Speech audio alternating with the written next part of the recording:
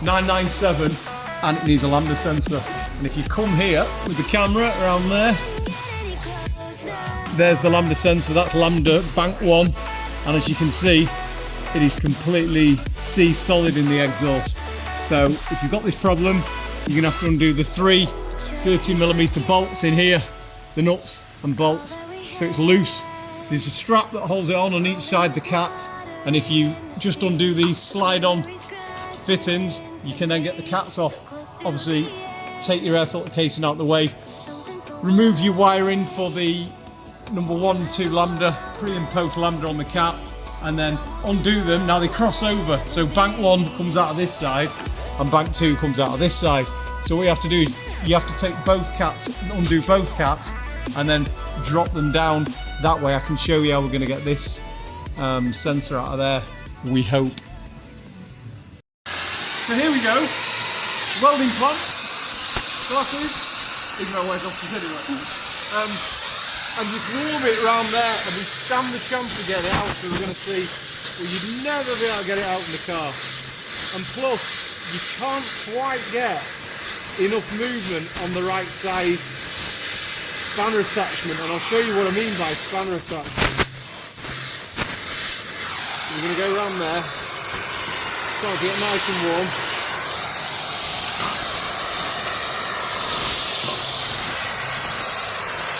Sorry about the light. Move that wire, because we're only changing one of the sensors.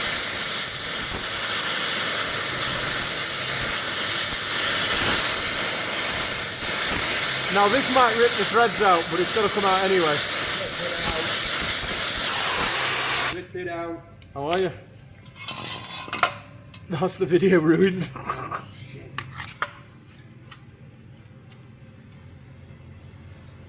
Let me tell you, that's tight. Now these can get really tight, and if you don't heat them, you stand the chances. So I chop the sensor off, and then I can get a socket on it properly, because there's a point in a man's life where he's got to do what he's got to do, and this is it. So get it nice and hot, and then when you get a socket, like so, on there, you'll hear it.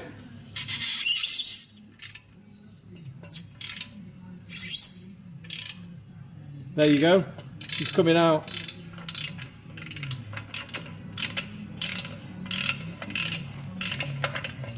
And there it is, beautiful.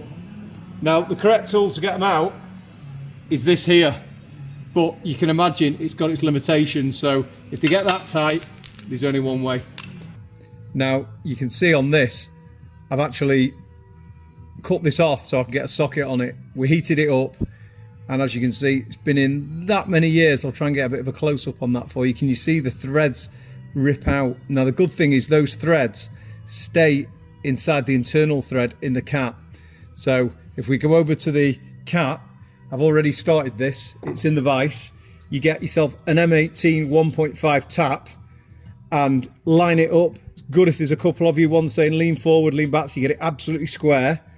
And then you get your tap tool on top, and you can actually go, if you want to learn about cutting threads, get on the internet, the forwards and back, etc. Obviously always oil your tap, but if you can see now where that thread was all butchered in there, and you would never ever, as you can imagine, it was like that, the reverse of that, you would never ever be able to fit a new Lambda in it.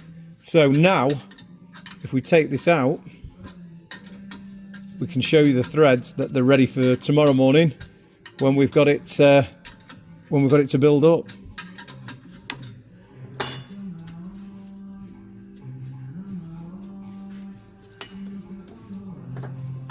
It will come out, honest.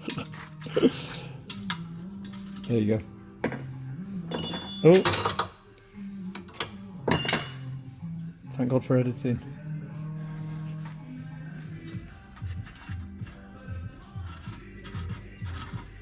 There you go, you can see the threads, beautiful they are.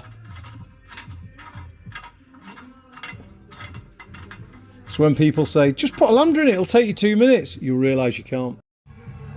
So, from before. There's the old Lambda sensor. The great thing about using the welding plant and getting the heat is the Lambda is softer metal than the cat, so it leaves the threads in there because they're just bucked up, they've corroded in over years. So there's the taps you need if you want to get them. M18 by 1.5. See if I can give you a better view of that. M18 times 1.5, that's the pitch of the thread. You get the starter tap and you get the finishing tap. You can get a 3-stage tap set if you want to, but 2 is fine for these. And then, as you can see, there's your thread. So it's absolutely perfect, and you've saved your cat and you're back in play. So in fact, I'll leave that on. I'll just show you, just so you think, no, he hasn't just put a thread in and it don't fit. So here we go, here's the brand new Lambda. So we'll take the plastic, a bit difficult one-handed this. This has already got a grease on it. So in it goes, let's see if the thread's okay. And there you go. And it just needs nipping up. So I'll nip that up now with a spanner, and we've saved the cat and we've got the Lambda in, it's perfect. So fit your cats back on, put a nut and bolt just in there, no gasket at the moment, just on the flange, so you've got one. And then obviously put the left hand bank behind the right hand one, like so. And then what you can do then, it gives you the chance to lift them up, if you see that, like that, and you can get them all in. Obviously I'm not going to be able to do this one-handed and take a photo. One day I'd invest in a camera, but for now, that's it. So there we have it, Lambda sensor. I'll get the light up there so you can see. Look at that, absolutely beautiful. In it go, in it is tight, perfect, won't leak. New gaskets, cats reassembled, all back in, all lined up. That's it. And obviously the final thing is just make sure your exhaust tips fit the rear panel absolutely bang on. So it is done, and we saved the cat, so that's what it is. All I've got to do is just wash that oil off that cap there so we don't get smoky bits and stuff like that and staining on it. So it's all good. So thanks for watching, and once again, if you wouldn't mind, please subscribe. Thank you. Can't get any closer.